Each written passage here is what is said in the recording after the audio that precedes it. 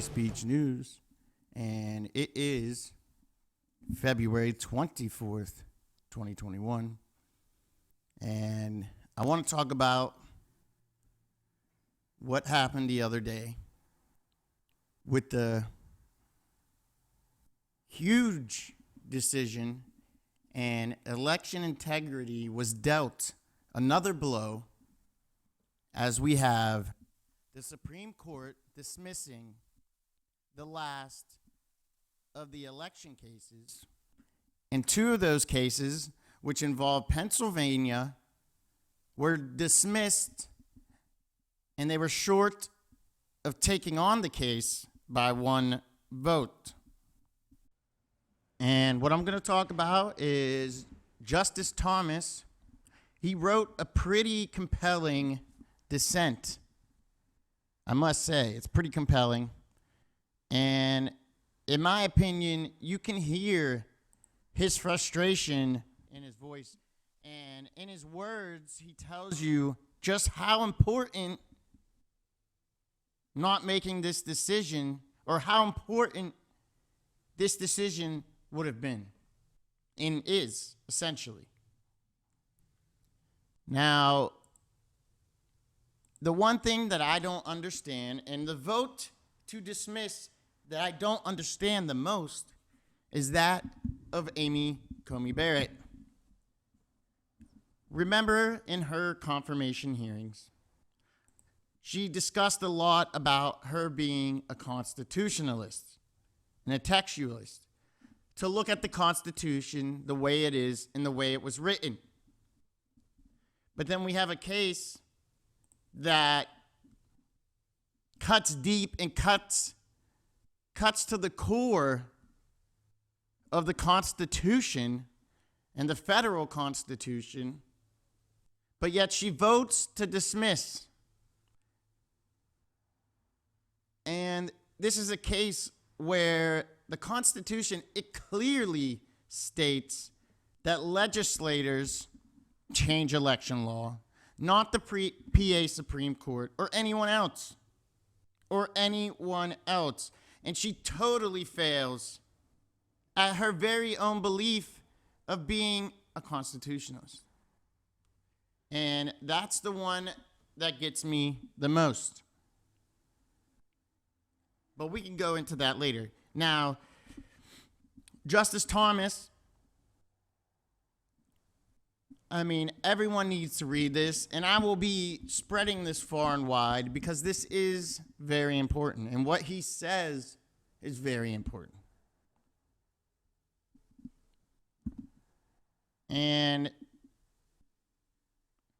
so we're going to go into Justice Thomas, his dissent, a little bit here.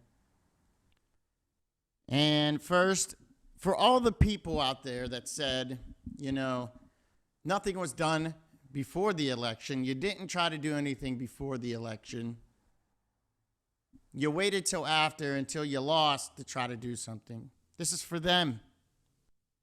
Because, and especially Pennsylvania's case, there was some things that were put forth that got dismissed. There was an effort to stop this in its tracks before November 3rd. And Thomas talks about this. Justice Thomas talks about this. He goes, let me see here. He goes, Thomas states, after the Pennsylvania Supreme Court ruling, petitioners promptly moved for emergency relief, filing an application for a stay on September 28th. And Thomas says it easily met their criteria to take upon the case. And that also there was no question that the petitioners faced irreparable harm. The petitioners further established a fair prospect of certiorari and reversal. And honestly, this makes me sick to my stomach. And when I first read this, it really made me sick to my stomach because this should have been changed before the election. It could have been changed before the election. And for whatever reason, the case wasn't taken. And you see the results on November 3rd. And if this was dealt with beforehand, there would have been no questioning. There wouldn't be no questioning who won or who didn't win. And the court divided 4-4.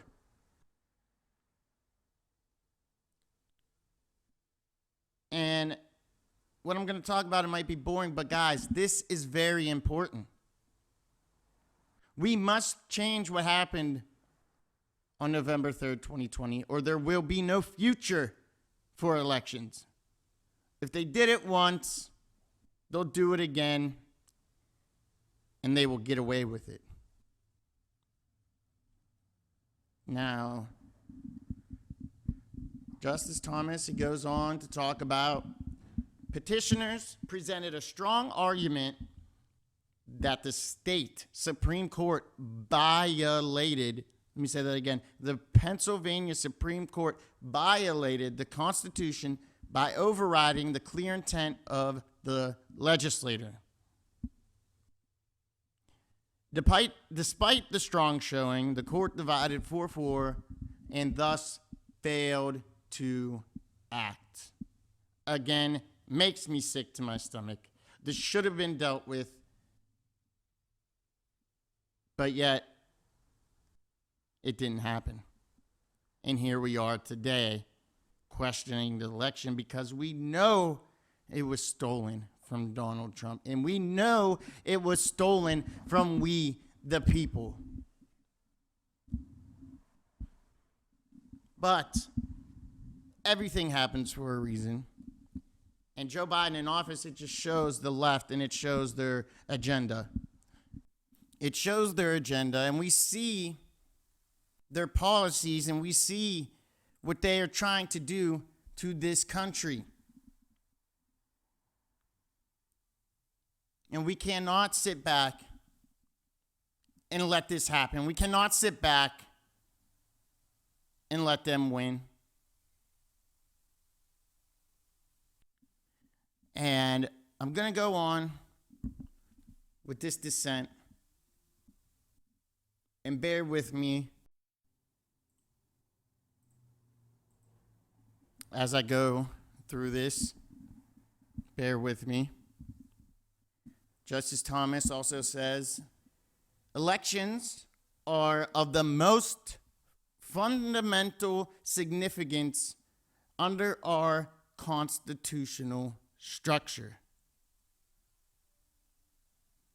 Confidence in the integrity of our electoral process is essential to the functioning of our democracy. Unclear rules threaten to undermine this system. They sow confusion, and they ultimately dampen confidence in the integrity and fairness of elections. To prevent confusion, we have thus repeatedly, although not as consistently as we should, blocked rule changes made by the courts to an election. And you see where he's going with this, but yet this year they did not do that. Pretty compelling if you ask me. Now we move on to the next page here. And again, Justice Thomas, he knows his stuff. As you can tell in this dissent that he's written, he does know his stuff very well. And this page here, he goes on to talk about the confusion of a different set of rules in different candidates that are claiming victory. And he points out an example here that happened. And down here at the bottom of the page, he says a second candidate claimed victory under the contrary rule announced by the Pennsylvania Supreme Court. And he was seated, which he shouldn't have been seated at all. He goes on to say that this is not a prescription for confidence. Changing the rules in the middle of the game is bad enough. Such rule changes by officials who may lack the authority to do so is even worse.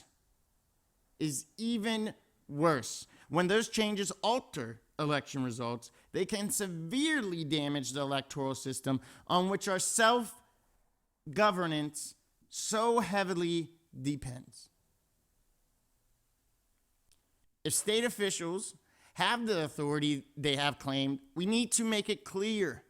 If not, we need to put an end to this practice now before the consequences become catastrophic. I want to repeat that because do you hear what Justice Thomas just said?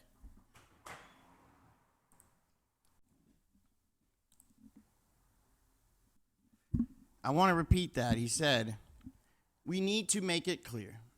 If not, we need to put an end to this practice before it becomes catastrophic. And he's totally right. We need to. We have to. Because no future election will matter at all if we don't address this. Now, there was news coming out of Georgia that they passed a voter ID bill, which is awesome. And more states need to follow the direction of Georgia if this passes. Now, there should be a federal ID law, and we need to get rid of these machines. There is no point of these machines. What? It's a little bit faster to count them? So what? So what? These machines must go. There is no reason for them when you're trying to decide who is going to lead this country, who's going to lead their district, who is going to lead their state.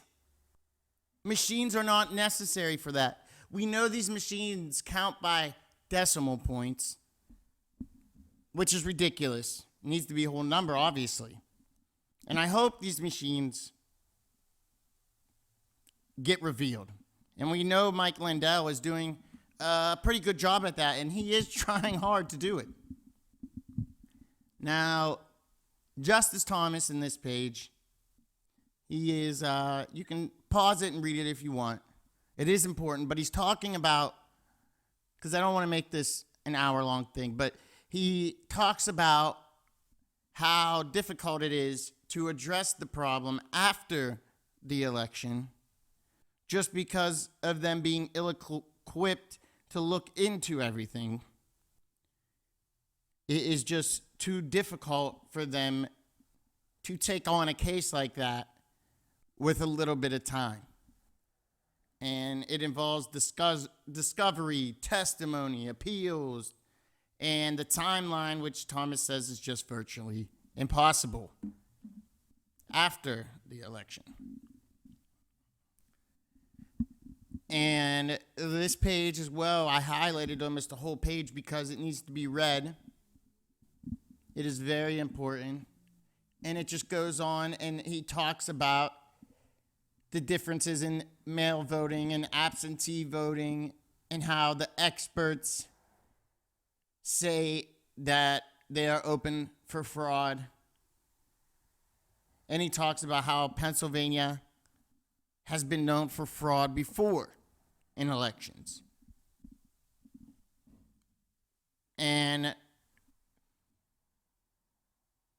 we must not give up the fight.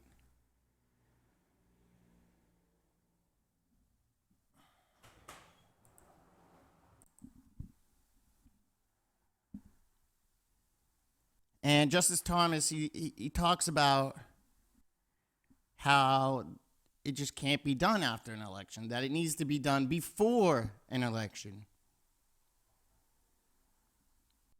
So setting, and this is what he says, setting rules well in advance of an election rather than relying on post-election litigation ensures that courts are not put in that untenable position. Which makes a lot of sense, and if you read the page before this, he lays it out. it's just virtually impossible to get done after the election. This stuff needs to be done, obviously, before the election. And that's what we need to do from this year up until 2022 and 2024. We must keep driving and driving election integrity. We have the mainstream media, we have everybody talking about, election in 2020, or talking about fixing some of these things of the way the election process is ran, and you're just not allowed to talk about it. But we must keep talking about it until there is rules that are in place that make it even for both sides, and these machines got to go. It has to. These machines are causing a lot of problems. Now, Justice Thomas, he also says in here, because he states maybe what can be done until 2022. And he says here, we have the opportunity to do so almost 2 years before the next federal election cycle. And he's talking about the court, our refusal to do so by hearing these cases is befuddling. There is a clear split on an issue of such great importance that both sides previously asked us to grant certiorari.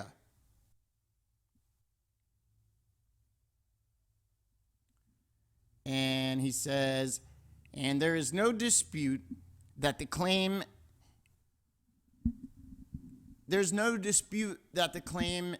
warrants a review. By voting to grant emergency relief in October, 4 justices made it clear that they think the petitioners are likely to prevail. Despite pressing for a review in October, respondents now ask us not to grant certiorari because they think the cases are moot. That argument fails.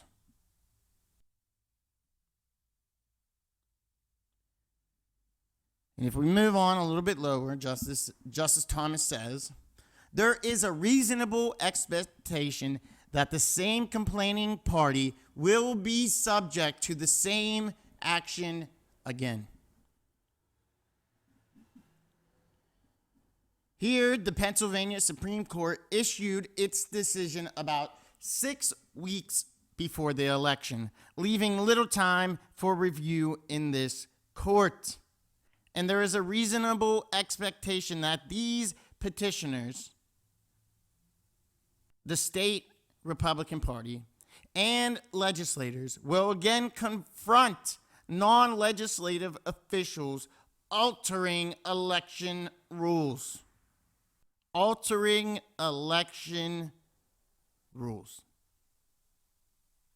And he goes on to say about this cannot happen. We cannot have the same issue. We will run into this again. And one of the last lines that Justice Thomas has to say here, and I think it's the best part of the whole dissent, and he says, one wonders what this court is waiting for. One wonders what this court waits for. We failed to settle this dispute before the election and thus provide clear rules. Now we again fail to provide clear rules for future elections. The decision to leave election law hidden beneath a shroud of doubt is baffling. By doing nothing, we invite further confusion and erosion of voter confidence. Our fellow citizens deserve better and expect more of us. Let me say that again. Our fellow citizens deserve better, and expect more of us, quote unquote. I respectfully dissent.